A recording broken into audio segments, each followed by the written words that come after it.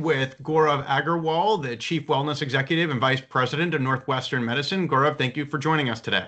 Thanks for having me, Jordan.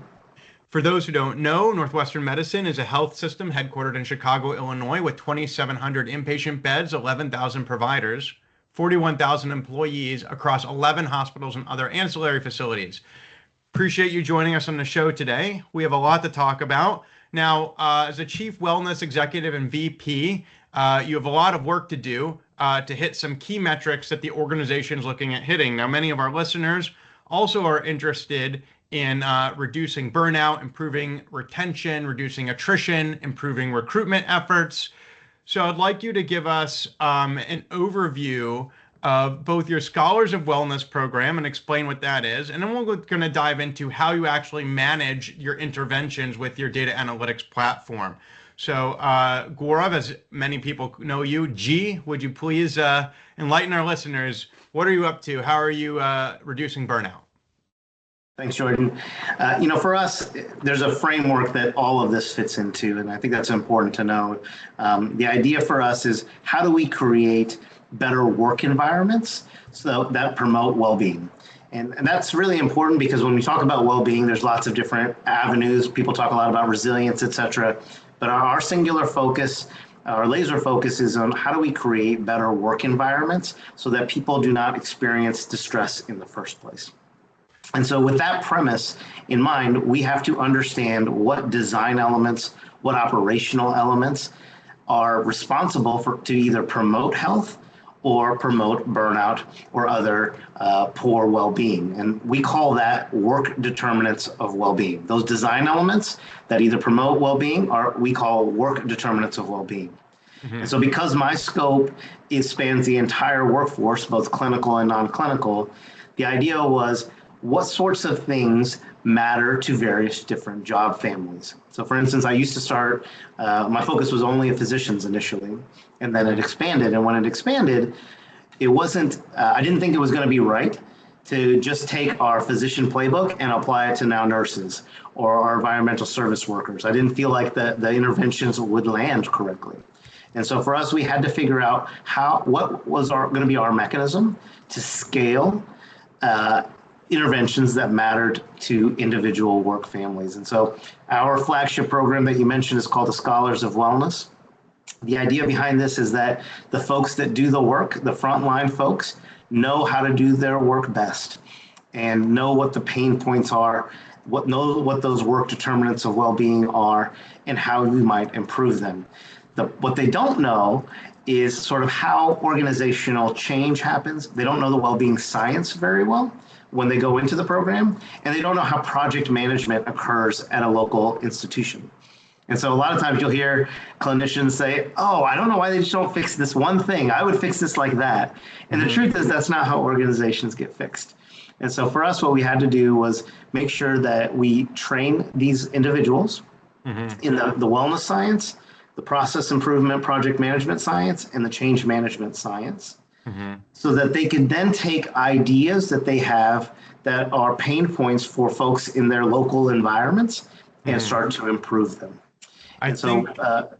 Yeah, go ahead. So I think, G, that what's most innovative and perhaps most relevant to Healthy Data Podcast is the way you kind of abstract custom metrics per specialty area. It seems like you have a federated method of solving issues locally within the organization, and you actually source local individuals in radiology and pathology and pulmonology and a hospitalist for and say, what are the metrics that most matter to your particular specialty? And you're generating your own data sources. Is that right?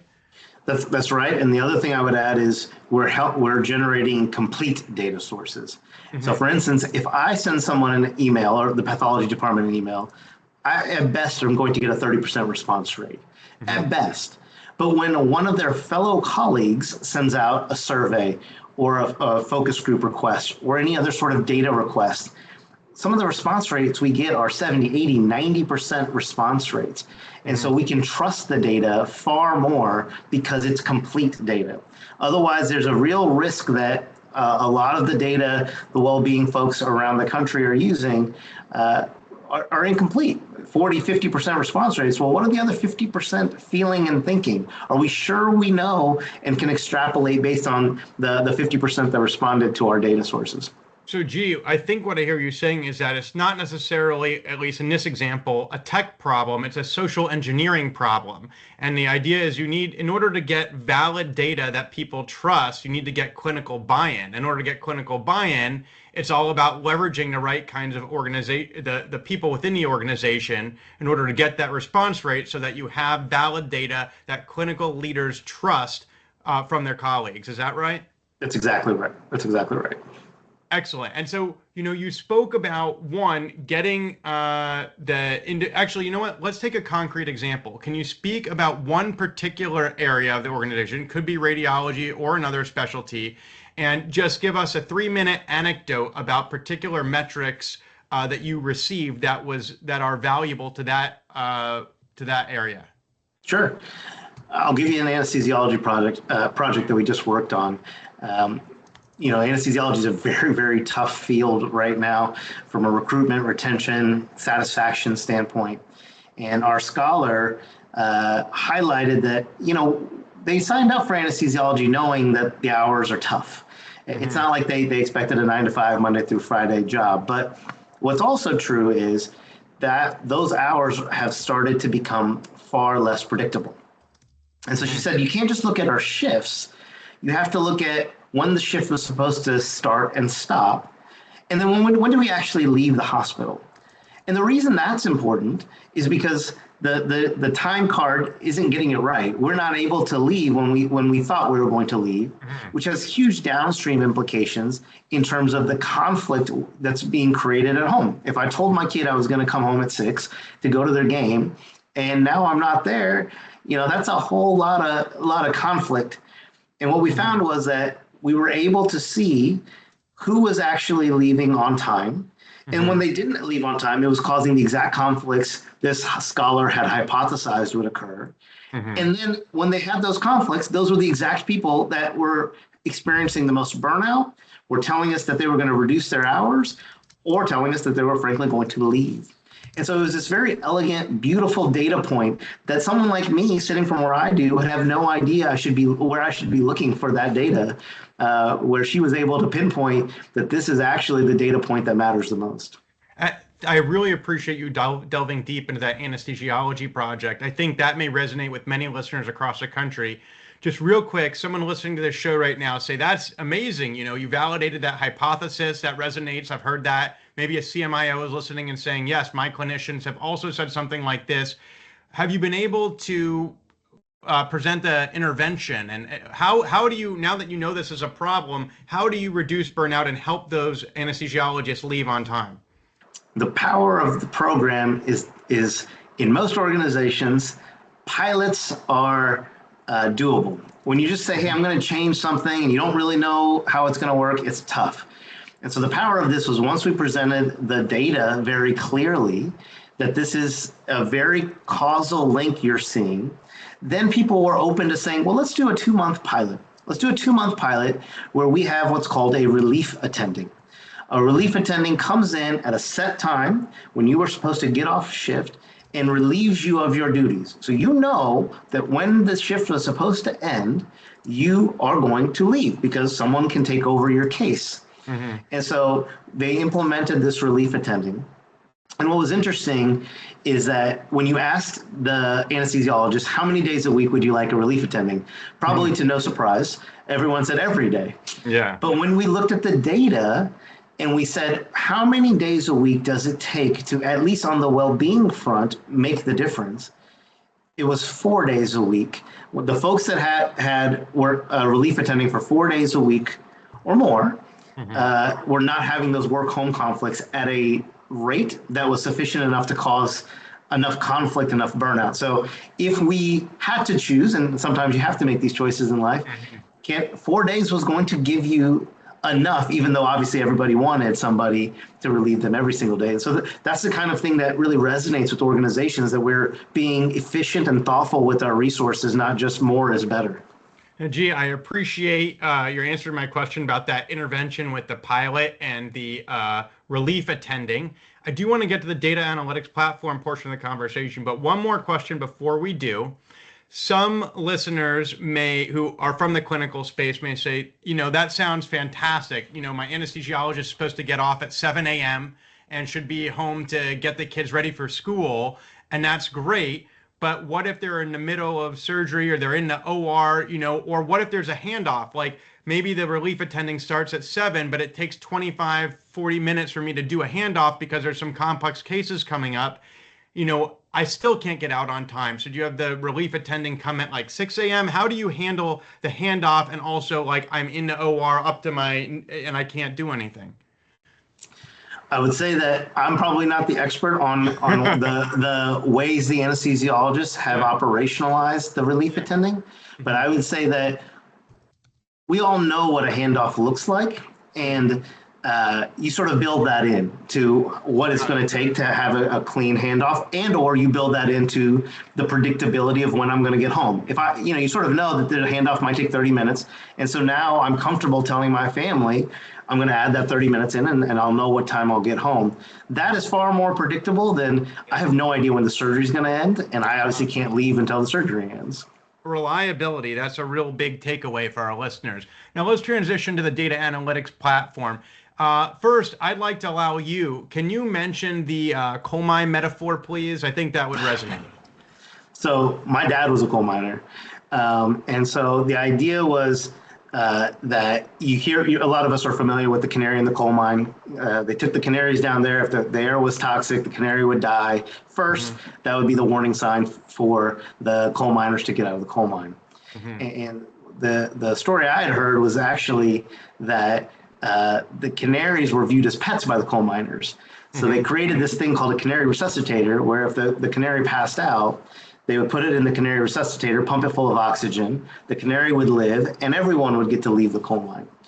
And that resonated with me a lot later because I'm a psychiatrist and I take care of impaired physicians, especially, and other healthcare workers. And one of the doctors that I was taking care of said, this wellness stuff isn't going to work unless someone decides that they don't want to just make stronger canaries. Unless someone decides they want to have a healthier coal mine, it's not going to be enough for people to just try to make stronger and stronger canaries. And so that's been our guiding light, or our North Star, whatever you want to call it, as to what it is that we do in well-being as we create healthier coal mines. Now, G, you said the data analytics platform has enabled you to see the entire coal mine across silos. Many listeners will know it's no secret that healthcare across the country, at almost every organization, it has many different silos by specialty area, by vertical, finance, HR, clinical areas. And whereas we just spoke about the scholars of wellness who in each specific specialty area have their own metrics, you're also interested in leveraging AI to look across the different silos and see if there are metrics that nobody's even really thinking might be worth working on to improve wellness. Can you speak about the data analytics platform, how it works, what it does, and some of its data sources, please? Yep. So the idea here is that wellness for us in a future state has to be an operations exercise. It can't be an initiative that sits on the side. It has to be embedded in the operations, because if you're fixing coal mines, to fix a coal mine, that the operations of the coal mine is what you're addressing. And what we found is that if that's true, then wellness data has to be the same kind of data that our operators are used to seeing. And so if our operators wanted to fix turnaround times in the operating rooms, if our operators want to improve access to care, for instance, they can look up at their data that day, that moment, and know exactly how many ORs are empty. They can know exactly how many people discharged by noon to be able to have all of this operations data. The problem is wellness data has historically been a survey done maybe once a year that is responded to by maybe 40, 50% of the workforce, if you're lucky. And so now you have this stale data that's incomplete. And when I gave the operators that kind of data and say, hey, your burnout rate in March was X, how are things going? They don't know what to do with that. Or, hey, you're right. It was that in March. I've been doing a lot of things. I don't know if it's making a difference. Maybe I'll wait 17 months until the next survey for you to tell me if the changes we made worked. And so that wasn't going to work to me. We could keep talking about wellness as an operations thing, but until we gave them data in the same form that the operations folks use, I didn't think we were going to be able to do it. Right. So we have been collating data sources, including the EMR. So looking at a lot of signal data, looking at people's burnout scores, engagement scores, other well-being metrics, survey scores, having a bunch of HR demographic data, looking at their workload data as measured by RVUs, looking at their paid time off data, what's their rest and recovery look like, and putting that all together in a cloud to say, how are these various things related? So for instance, everyone sort of talks about the EMR, electronic medical record, being the source of all evil and the source of all burnout in healthcare providers. It's actually been pretty difficult to find any signal data that you can say this one signal data predicts the burnout, is what's causing all the burnout. People have these sort of theories about it. That has been difficult. But if you add signal data with paid time off data, with other data, now you're able to see things emerge. And particularly for us, what we see emerge are the work determinants of well-being. So for instance, when we did this with our nurses, and this is all preliminary data to be sure, we found that nurses that had a certain level of PTO accrued, so meaning that they have all this PTO stored, they haven't been taking their PTO for various reasons. But if they have too much PTO hours stored, a certain number, their risk of being burnt out was 2x. The nurses who had less stored, meaning they had been taking PTO more regularly. So now you can see my ask of an operating team, the managers on a unit, is to say, hey, you know what? 40% of your nurses have X number of PTO hours accrued, which puts them at double the risk of burnout. What I'd like from you is to not figure out or have to deal with what's burnout, how do I deal with burnout? All I'm asking from you is to take that 40% number and reduce it to 20%. Let's figure out some interventions that you know best that can get these nurses to take their PTO as they understand how big of an impact it's having on their health. That is what our operators are world class at.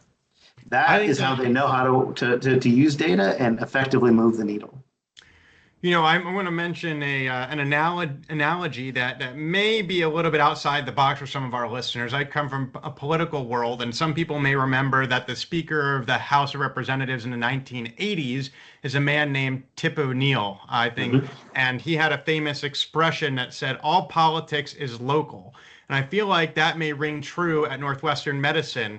You're relying on your metrics locally, on the people on the floor. What do you think needs to happen to improve retention and reduce burnout? And you're also relying locally with your data analytics platform. You're putting that data in the cloud and you're trying to allow them to implement. So you come up with the insight, and then you go back to the people on the floor, to the local people in your healthcare organization, and you say, this is the insight, this is the recommended action, but I'll leave it up to you to figure out how your team needs to best get there. So instead of a top-down directive, you give local people on the ground agency in the solution. And not only did that agency allow you to get better completion rates when you had a local colleague asking them for responses, but now you have more agency and more buy-in when you have local people figuring out how they're going to get from A to B, where you define the outcome that you want to see.